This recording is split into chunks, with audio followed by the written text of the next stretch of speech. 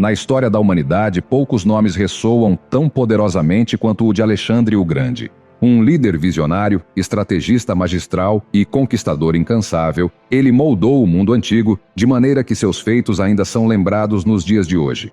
Entretanto, muitos rumores cercaram a vida agitada desse rei e guerreiro lendário. No vídeo de hoje vamos conhecer algumas histórias não contadas sobre Alexandre o Grande. E contamos com o teu like. Agora, sem mais demora, vamos ao vídeo.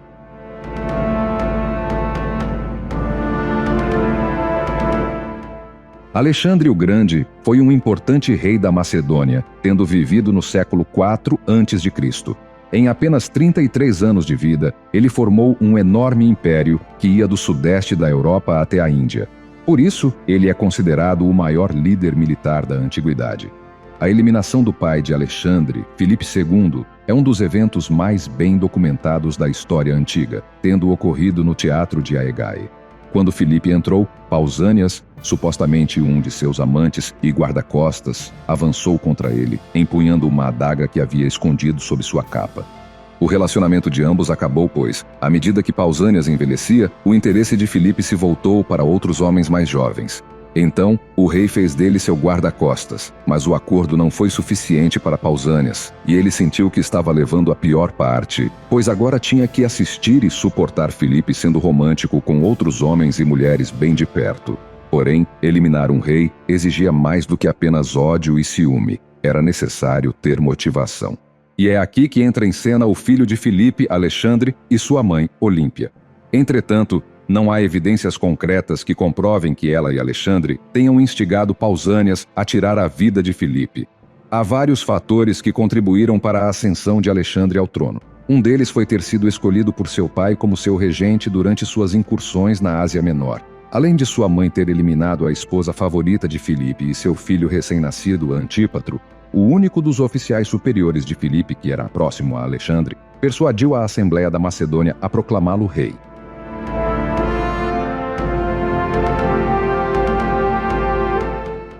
Ao contrário de seu pai, Alexandre não era puramente macedônio. Ele também tinha sangue grego, pois sua mãe era filha de Neoptólemo, rei de Épiro. E essa foi uma das razões pelas quais a maioria do círculo interno dos reis da Macedônia era contra a ideia da ascensão de Alexandre ao trono.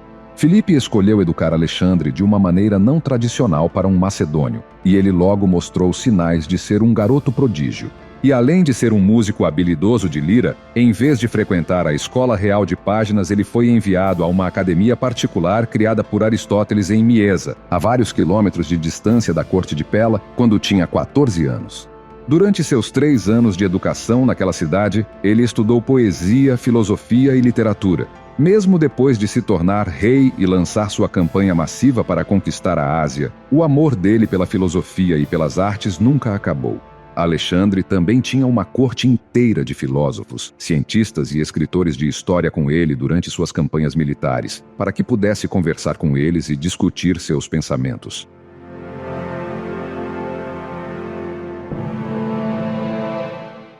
Por mais inteligente que fosse, Alexandre também queria ser o típico garoto festeiro e era famoso por não aguentar bem a bebida.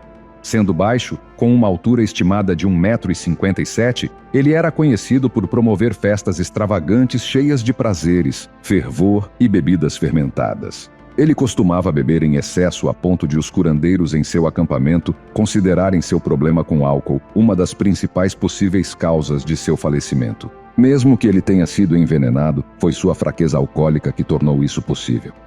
Um de seus feitos cruéis aconteceu na cidade de Persépolis, pois quando chegou lá, ela era uma das cidades mais impressionantes do mundo. Mas infelizmente, quando a deixou, era uma ruína cujo local seria conhecido por gerações apenas como o lugar das 40 colunas, pelas colunas do palácio restantes que permaneciam em pé na areia entre as ruínas. Mais tarde, voltando a si, Alexandre se arrependeu de sua decisão, mas claramente não aprendeu a lição.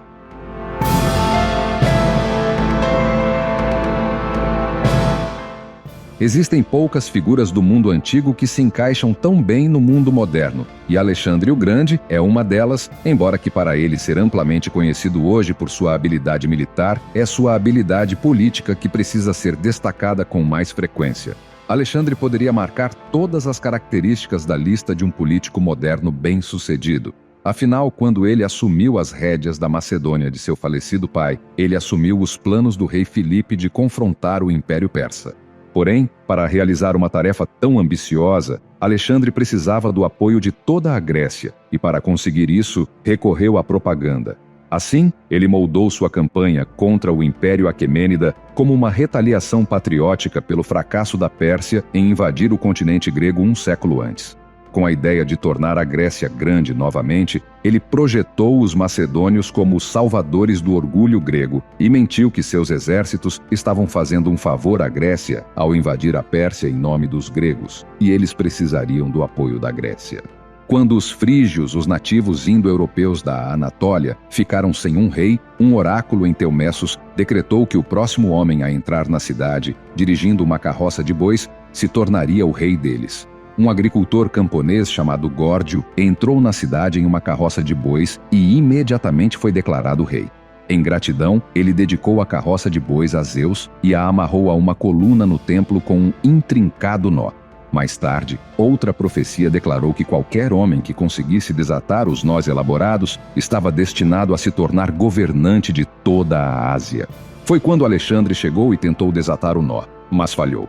Então ele raciocinou que não faria diferença como o nó fosse desatado. Então ele desembainhou sua espada e o cortou ao meio com um único golpe. Os seguidores de Alexandre espalharam a mentira de que ele estava cumprindo a profecia, o que ajudou a promover sua imagem como salvador da Grécia. Quando seu exército se amotinou nas margens do rio Bias e exigiu voltar para casa, Alexandre concordou. Mas, secretamente, em seu caminho de volta, ele estava planejando invadir a Arábia e talvez o tivesse feito se seu falecimento não tivesse intervindo. Depois de cometer um desastre de relações públicas em Persépolis, ele tentou resgatar sua imagem na Pérsia fazendo mais truques de relações públicas para projetar que ele era um dos persas. E para o desgosto dos puristas culturais de volta à Macedônia e Grécia, Alexandre começou a usar trajes reais persas, tentou imitar seus costumes e obrigou seus homens a se casarem com mulheres persas. Ele era pretensioso a tal ponto que nomeou 70 cidades com seu próprio nome. Além da famosa cidade na foz do rio Nilo, no Egito, outras Alexandrias podem ser encontradas atualmente na Turquia, Irã, Afeganistão, Tajiquistão e Paquistão. Seu fim pode ser considerado ridículo, pois, após uma competição de vinhos promovida pelo mesmo, ele pereceria um ano depois. Sua paranoia e megalomania alimentavam sua dependência, e ele bebia grandes quantidades de álcool de uma só vez. Mesmo depois de ser acometido pela febre em seus últimos dias, ele pedia mais vinho em vez de água, insistindo que a febre era um caso agudo de abstinência de álcool. Essas foram algumas histórias que talvez você não conhecesse sobre Alexandre o Grande. Ficamos por aqui. Não esqueça de deixar o like e se inscrever no canal para receber mais vídeos como esse. Nos vemos na próxima história.